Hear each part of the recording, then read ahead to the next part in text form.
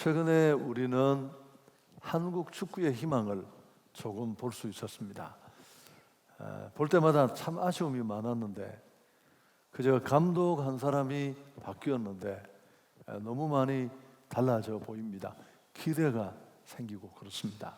물론 2, 3개월 밖에 되지 않아서 여러 가지 얘기를 속단하기에는 아직 그 시간이 짧습니다만은 여러 가지 강한, 우리보다는 훨씬 순위가 높이 있는 국가들과의 성적도 그렇지만 또 분명한 자기 색깔을 보인다든지 또 서로 소통하는 이런 여러 가지 면에서 좋아진 모습이 있습니다.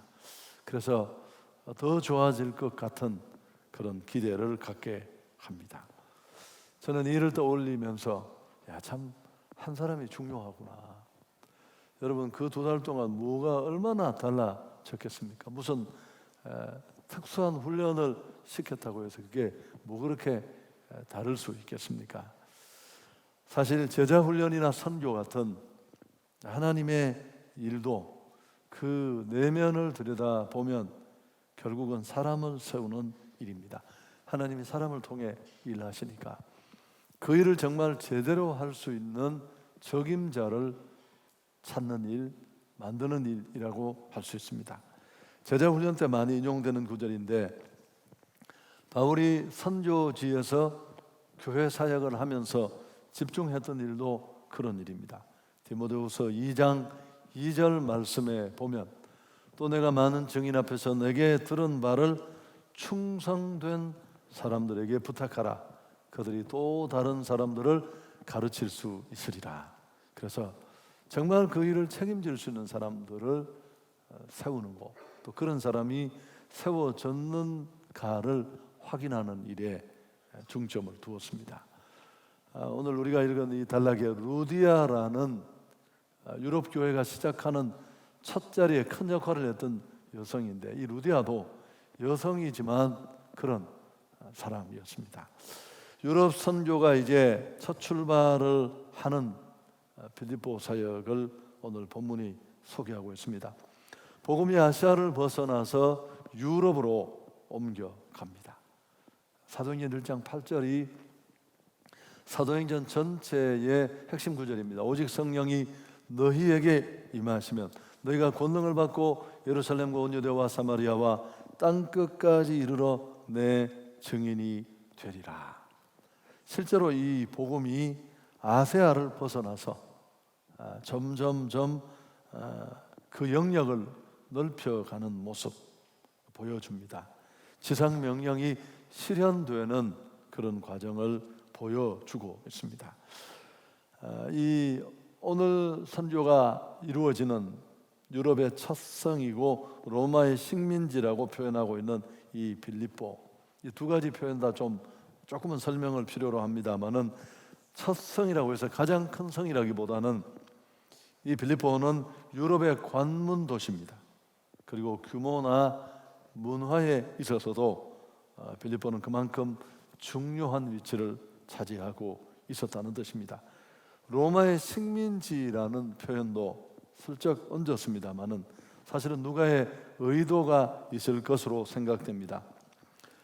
변화받고 다메섹으로 가는 길에 예수님을 만나 자기 인생의 방향이 달라지고 세계 선교의 도구로 하나님이 나를 부르셨다는 것을 깨달은 이 사도 바울의 꿈이 뭡니까? 바로 그 당시 세계의 중심이고 수도였던 로마에까지 복음을 전하고 싶다는 것, 그게 선교를 꿈꾸는 바울의 비전이지 않습니까? 그런데 오늘 누가는 이 빌립보가 또 마케도니아 이 첫 성이 바로 로마의 식민지라는 사실을 슬쩍 알려줌으로 해서 바울 선교의 꿈인 로마의 복음 전파가 이렇게 이루어지고 있다, 그런 정보를 우리에게 보여주는 것입니다. 루디아는 이런 빌립보 유럽 교회를 만드는 첫 시작이라고 할 수 있는 빌립보 교회를 세우는 중심 인물입니다. 이 여자분은 당시 군인들이나 귀족들의 애용품이라고 할 수 있는 자주색 옷감을 파는 그런 장사꾼이었습니다.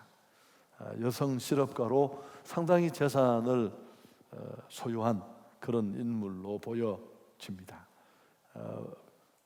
유대인들이 전하는 구약 성경이 말하는 예수님을 하나님을 알고 공경하던 그런 여성이었습니다.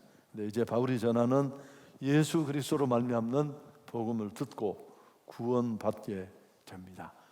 자신만이 아니라 그의 온 가솔들이 다 복음 안으로 들어와서 함께 세례도 받습니다. 학자들은 이 가솔은 그의 가게나 가족들만이 아니라 사업을 함께하는 직원들, 그리고 그를 돕는 하인들까지도 다 복음의 범주 안으로 들어왔다고 그렇게 생각을 합니다. 뿐만 아니고 루디아는 자신의 집을 기꺼이 선교의 처소로 제공을 하게 됩니다. 여기 청했다라는 말을 좀 더 깊이 보면 강요하다, 재촉하다 이런 의미도 있습니다. 상황이 어쩔 수 없어서 다른 곳이 대처될 만한 공간이 없어서 루디아의 집이 선교 캠프가 되고 예배 처소가 된 게 아니라 루디아가 자청한 것으로 보여집니다. 기꺼이 우리 집을 사용해 달라고 요청해서 힘써서 이 일이 이루어진 걸 보면 이 여자의 헌신을 우리가 가늠해 볼 수 있지 않습니까? 루디아를 통해 유럽을 시작하는 이 첫 번째 교회인 빌립보 교회가 든든히 세워졌고 또 더 나아가서 마케도냐 지역의 전 이후의 교회들이 도움을 받았다고 말할 수 있습니다. 실로 한 여성이 가져온 헌신이 가져온 놀라운 결과고 축복이라고 말할 수 있습니다. 여러분, 이런 사람 한 사람이 세워지면 됩니다. 아무리 힘들고 까다로운 일도 언제나 이런 정말 그 일을 할 수 있는 적임자가 서면 그 일은 될 수 있습니다. 한 국가를 경영하는 일도 그렇고 또 축구라는 무슨 이런 운동 하나를 수준을 다르게 하는 일도 그렇고 개인을 전도하고 생명으로 이끄는 일, 더 나아가서 한 지역과 교회를 살리는 일도 별로 다르지 않습니다. 근데 루디아가 오늘 복음 안으로 들어오는 과정을 성경이 보여주는데 여러분, 별로 무리한 방법이 동원되지 않습니다. 자연스럽게 만나게 되고 또 편안하게 복음이 들려지고 복음을 들은 그런 어떤 또 다른 강권이나 이끌음이 없이 주님 안으로 들어오고 자신을 헌신하고 성령이 주도하시는 바람직한 생명 구원의 모습을 잘 보여줍니다. 우리가 꿈꾸는 전도, 우리가 꿈꾸는 구원 사역인데 이제 다음 주일이 2018년 행복한 사람들의 가을 축제일입니다. 주일 1부, 2부, 3부, 4부, 5부 예배까지 우리가 사람들을 초청할 수 있는데 이 과정을 우리가 눈앞에 두고 어떻게 일을 준비해야 할 것인가 몇 가지 오늘 본문 속에서 생각을 했으면 좋겠는데 우선 첫 번째는 잘 준비해야 하는 것입니다. 여러분, 모든 일은 준비에서 결판이 납니다. 승리한 사람에게는 반드시 그 속에 준비가 있습니다. 근데 우리는 그 일을 행운이라고 부릅니다. 실패한 사람도 그냥 실패한 것처럼 보이지만 그 배후에는 전혀 준비되지 않은 모습이 있습니다. 근데 우리는 그걸 불행이라고 부릅니다. 제가 한 말 아니고 유명한 말인데요. 오늘 이 루디아라는 여성, 또 그 여성을 통해 유럽의 첫 번째 교회가 세워지고 이 빌립보 교회는 교회를 세운 바울의 기억 속에도 늘 추억되는 좋은 교회로 그렇게 남아있는 교회였는데 이 일이 어떤 준비 속에 이루어졌는지 자 12절을 보시면 거기서 빌립보에 이르니 이는 마케도냐 지방의 첫 성이요 또 로마의 식민지라. 앞에 소개했던 내용이고 끝부분에 이 성에서 수일을 유했다. 사실은 아시아에 선교를 하던 그들이 성령이 막으셔서 유럽으로 그 선교의 방향을 선회하게 됩니다. 그 사실을 마케도냐 사람이 손짓하는 환상을 이 바울이 보고 하나님이 유럽으로 가길 원한다 확신을 했습니다. 곧바로 그들은 이제 유럽으로 옮겨갔는데, 사실은 그들이 있던 곳에서 이곳까지는 배로 250km나 되는, 지금도 작지 않은 거리지만 먼 거리입니다만은, 그래서 이곳까지 갔는데, 가서 그곳에 도착해서 수일을 유했다고 했습니다. 그렇게 긴박하게 달려가는 그들이 여기서 며칠 동안 뭘 했을까? 휴식했을 수도 있겠지만 여러분, 아마도 선교 전략을 세웠을 것입니다. 유럽은 처녀 선교지고 경험이 전무합니다. 익숙한 지역이 아니라서 두려움도 있었을 겁니다. 좀 더 그들이 선교할 대상들에 대한 철저한 분석이나 연구도 필요했을 테니까요. 아마 무엇보다도 빌립보에 도착하자마자 기도했을 가능성이 큽니다. 오늘 13절, 또 뒤에 또 다른 구절도 반복해서 나옵니다마는, 안식일에 우리가 기도할 곳이 있을까 하여 문 밖 강가에 나가 거기 앉아서 모인 여자들에게 말하는데, 기도처를 찾았습니다. 여러분, 이 기도처를 찾았다는 그 두 가지 의미가 있는데요. 바울이 늘 선교가 되지 않는 미선교지에 복음을 전할 때 일반적인 그가 복음 증거하는 선교 전략입니다. 이미 정통 유대교를 믿고 하나님을 인정하는, 물론 우리 기독교 신앙은 아니지만 유대교 신앙을 받아들이고 하나님을 아는 사람들이 예배하는 이 회당을 찾아가서 이 회당을 거점으로 선교를 했습니다. 근데 오늘은 기도처라고 했는데, 회당을 세우지 못하는 회당 설립의 요건이 몇 가지 있습니다. 남자 성인이 10명, 또 토라가 있어야 되고, 이런 요건을 갖추지 못할 때 이런저런 이유로 기도처를 세워서 그 일을 대신하게 했습니다. 그래서 그런 방식을 보여주지만, 또 하나 정말 말하고 싶은 건 뭐냐 하면, 어느 곳에서나 복음이 전파되기에, 복음 전파에 앞서서 바울은 기도하는 일에 힘썼다는 것. 그래서 영적 준비가 생명을 주님 앞으로 이끄는데 얼마나 중요한가를 잘 알고 있었다는 뜻입니다. 우리 한성교회도 전도하는 일, 선교하는 일 어떤 교회보다 열심히 해왔는데, 우리가 경험적으로 알게 된 게 있습니다. 기도 가운데 일이 진행되어야 한다는 것, 그리고 기도가 얼마만큼 행해졌는가 하는 것이 영혼의 크기, 얼마나 많은 사람이 하나님 앞으로 돌아올 것인가를 결정짓는다는 것, 우리는 너무너무 잘 알고 있습니다. 선교는 기도로 시작되고 기도로 마쳐집니다. 그리고 기도 없는 곳에는, 기도로 충분히 젖어 있지 않는 곳에는 생명 역사도 없고 하나님의 교회가 세워지는 일도 불가능합니다. 할렐루야. 그래서 우리는 지금까지도 열심히 기도했어요. 교구별로, 다락별로, 새벽마다 모여서, 이번 다음 한 주간은 특별히 새벽에 또 기도할 테고, 이번에 처음으로 하는 건 저녁 기도를 해보기로 했습니다. 여러분, 제가 한 10년을 하면서 느낀 게 뭐냐면, 특세를 하면 강사가 오잖아요. 오면 강사분들이 아무리 설교를 안 해도 30분을 해요. 그리고 또 강사는 거의 하나님과 동격이기 때문에 아무도 못 말려요. 우리가 시간표를 이렇게 딱 정해주지만 자기 마음대로 하면 그 누구도 못 말려요. 강사의 힘이에요.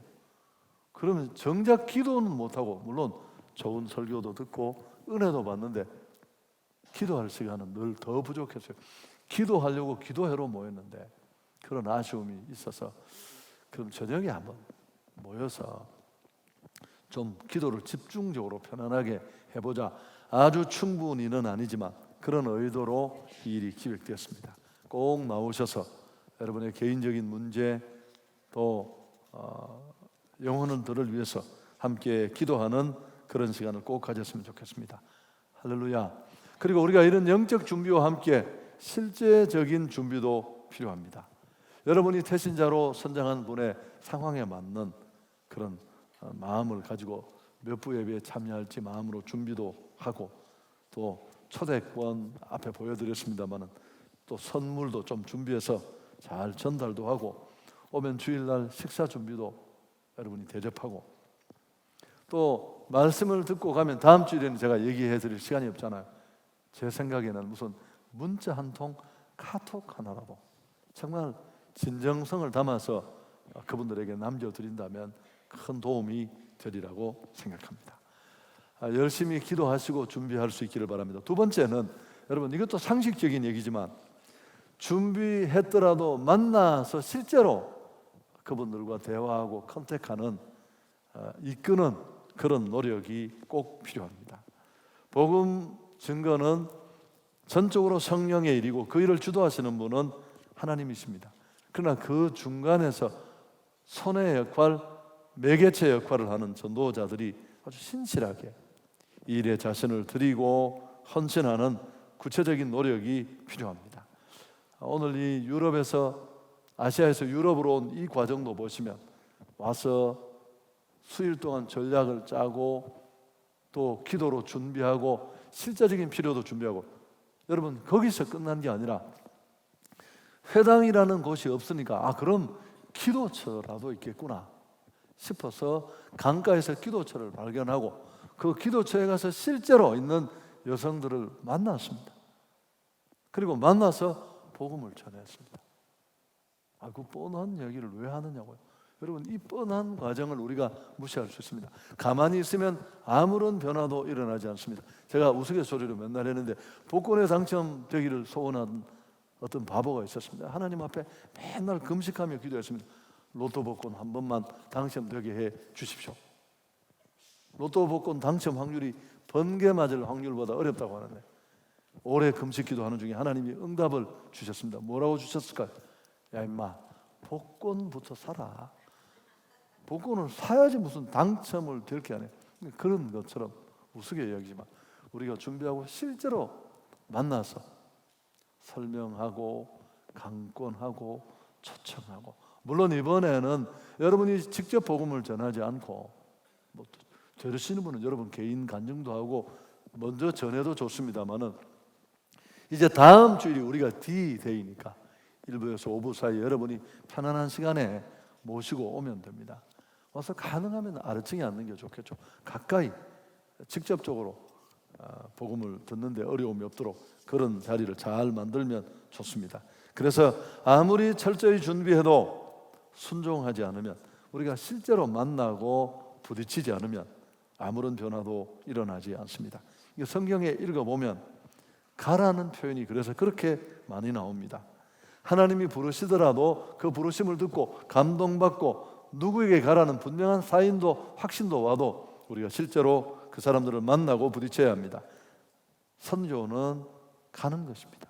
마태복음 28장에도 19절에 그러므로 너희는 가서, 마가복음 16장 15절에도 너희는 가서 온 천하에 다니며 만민에게 복음을 전하라.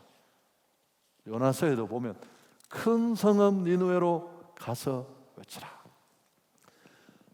성경을 통해 예수님을 만나고 구원의 은혜를 받고 구원이 끝이 아니라 또 다른 영혼과 생명을 살려야 된다는 이 필요성에 수긍하지만 여러분이 지금까지 한 번도 움직여 보지 않았다면, 제가 지난주일에 우리가 회의를 어쩔 수 없이 이 3부 예배 끝나고 4부 예배 사이에 해요. 무슨 우리가 임직자 임명 절차 때문에 만났는데 또 좀 복잡한 일이 있어서 한 주 더 우리가 계산을 못한 게 있어서 이번 주에 또 모이기로 했더니만 우리 장로님들이 제 앞에서는 좋다고 가놓고 한 분이 조심스럽게 문자를 보내서 목사님 예배 다 드리고 만나면 어떨까요?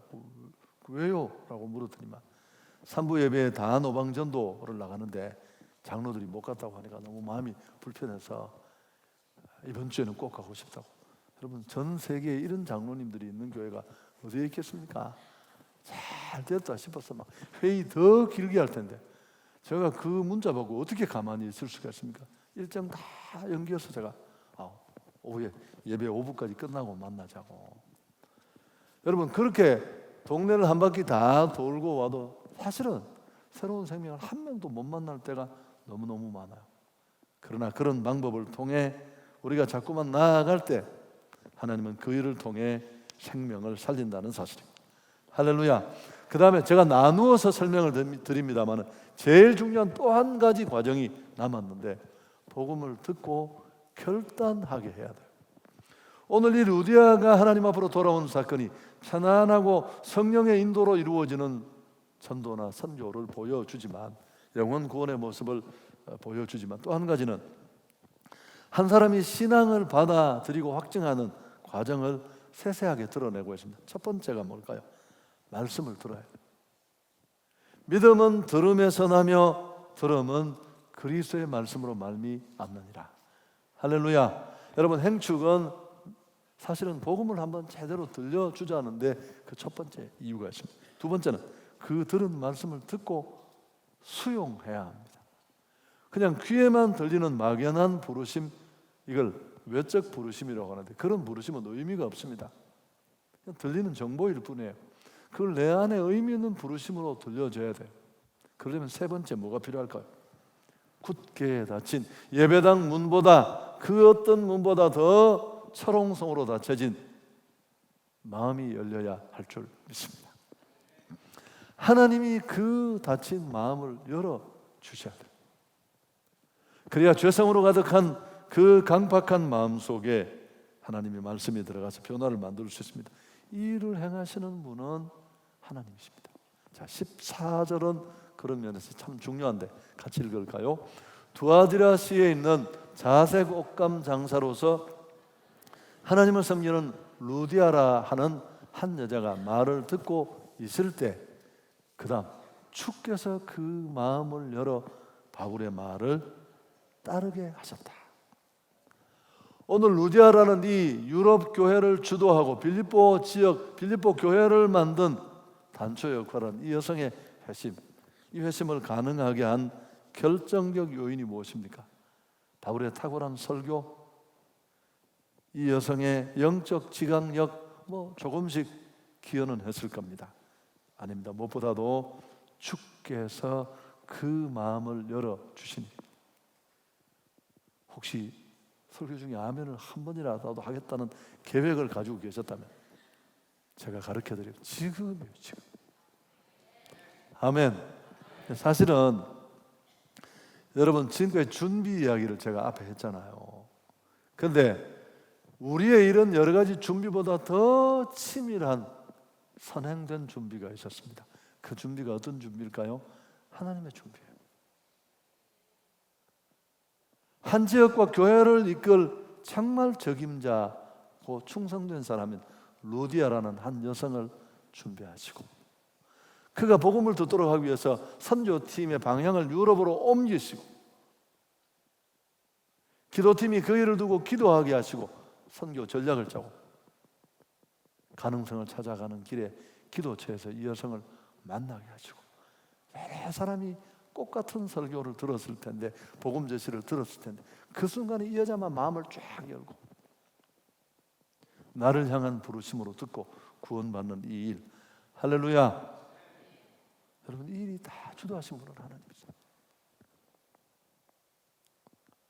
그래서 우리는 오늘 하나님의 준비를 만나게 됩니다. 이렇게 하나님이 구원을 이번에 딱 주시려고 작정하고 예비해둔 심령, 그 예비된 심령, 준비된 심령이 루디아입니다. 할렐루야. 여러분, 우리 모두에게 나의 루디아가 있습니다. 어느 곳을 가도 우리가 몽골 선교를 동계 사역으로, 사역지로 결정하고 처음 갔을 때 6, 7년도 넘었죠. 여러분, 몽골 영하 40도를 넘습니다. 한겨울에. 겨울에 선교 가는 사람 한 사람도 없어요. 제정신이 아닌 우리가 처음으로 간 거예요. 제가 10수년 여름에 가면서 느낀 게, 겨울에도 한번 가보자, 그냥 생각을 한 거예요.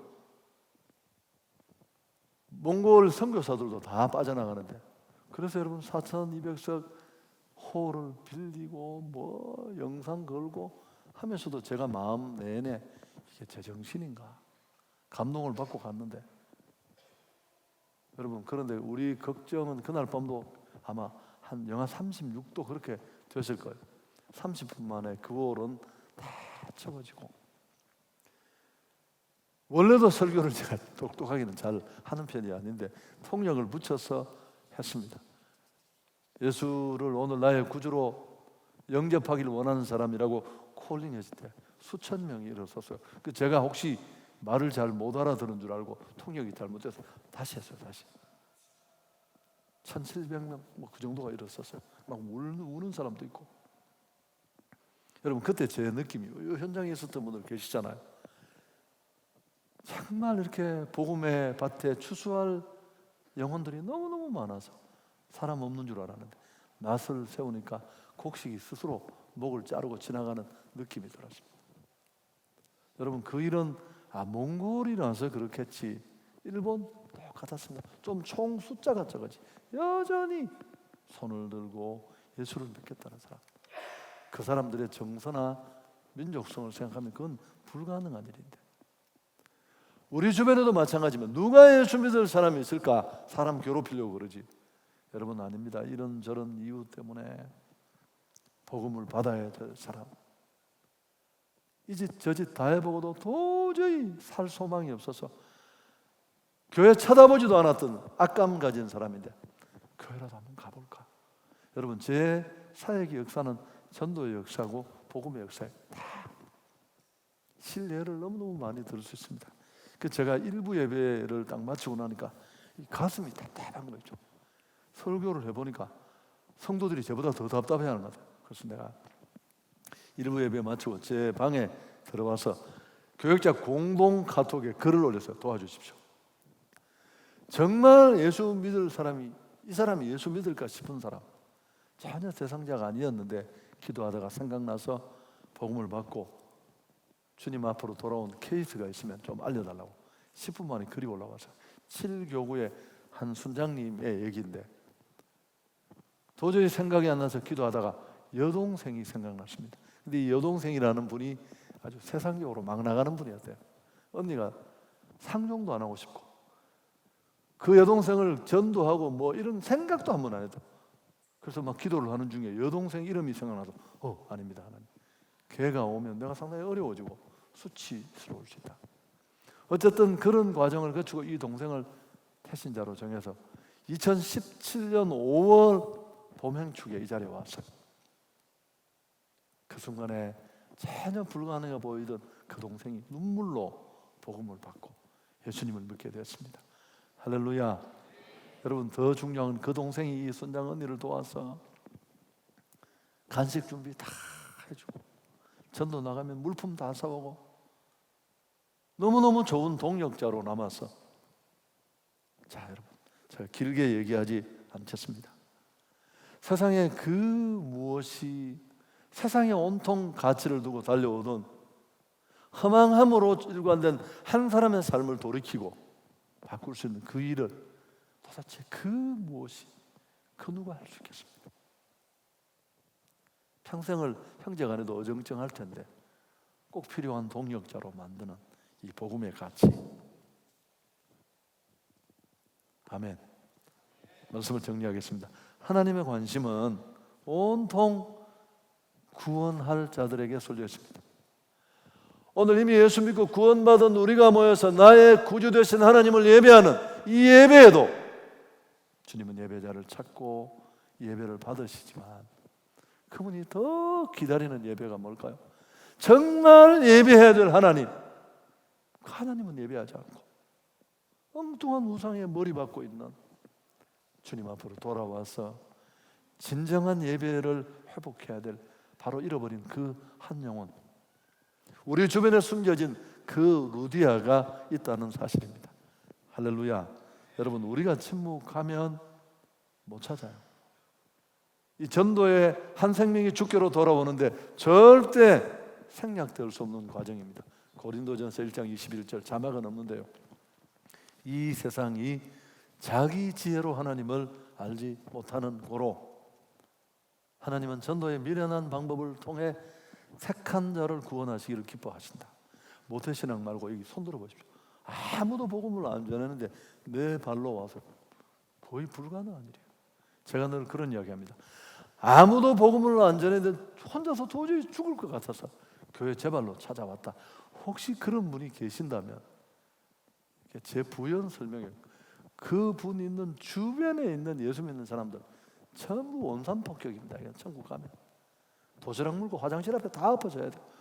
여러분 누군가가 가까이 예수 믿고 구원의 축복을 누리는 자가 구원이 그렇게 좁은 개념이 아니다는 걸 알고 전하고 선포해야 될 텐데 그 사명을 놓치고 내 부모, 친지, 이웃 관계 속의 사람들에게 침묵해서 여러분 그런 영적으로는 참 불가능한 일이 일어날 수밖에 없었다는 것입니다. 할렐루야. 여러분 우리 한 주간 동안에 더 열심히 기도하면서 아침 금식 꼭 부탁합니다. 여러분 한 주간 동안에 우리 매년 해왔는데 저는 해보니까 이거 고통스럽더라고요. 제가 뭐 아주 긴 금식은 아니지만 여러 번 해봤는데 이게 12시간이잖아요. 그 전날 12시부터 오전까지 해보면 와 어려워. 제가 이렇게 불편한 이야기를 다 하는 이유는 그래서 더 가치가 있어요. 맨날 실컷 먹고 다 먹고 또 먹고 너무 많이 먹고 병원에 가면 다 먹어서 문제예요. 못 드시는 분도 있지만 여러분 주를 위해서 영혼을 위해서 하나님의 나라를 위해서 한번 우리가 그런 먹을 것들을 내려놓고 그 영혼 때문에 고민하고 아파한다면 이게 얼마나 보람이 있을까요? 그리고 영육 간의 유익이 굉장히 많다는 사실 기억하시고 맨날 먹을 밥 제가 그럽니다. 맨날 조는 사람 보면 아이고 죽으면 땅 덮고 시큰 자야 될 잠. 우리는 천국 가니까 그렇지. 어쨌든 뭐 잠 그렇게 안 자도 이제 좀 될 만하니까 새벽에 일어도 나시고 이 한 주간 끝까지 영혼 구원에 최선을 다해 주시길 바랍니다.